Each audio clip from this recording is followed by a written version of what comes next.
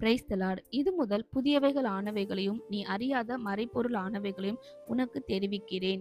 ஏசாயா 48ஆம் அதிகாரம் 6ஆம் வசனம். ஆமேன். ஆமாங்க ஏசப்பா, இந்த காலை வேளையில இந்த வசனத்தின் மூலமா நம்மளுக்கு என்ன சொல்ல வர்றார் அப்படின்னா, கர்த்தர் நம்மளுக்கு ரகசியமான காரியங்களை சொல்றாருங்க. ஏன் அப்படின்னா, கர்த்தர் சொல்லியிருக்காரு தமக்கு பிரியமானவங்களுக்கு தன்னுடைய ரகசியங்களை வெளிப்படுத்துவேன் அப்படின்னு சொல்லியிருக்காங்க. ஸோ நம்மளுடைய குடும்ப காரியம் நம்மளுக்கு தெரியணும். அப்போ தெரிஞ்சாதான் நம்ம ஜெபம் பண்ண முடியும்.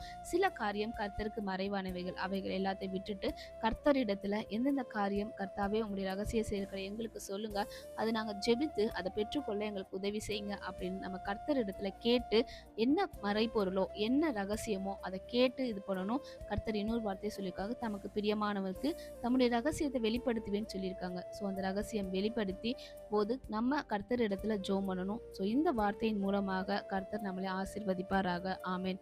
God bless you. Jesus loves you.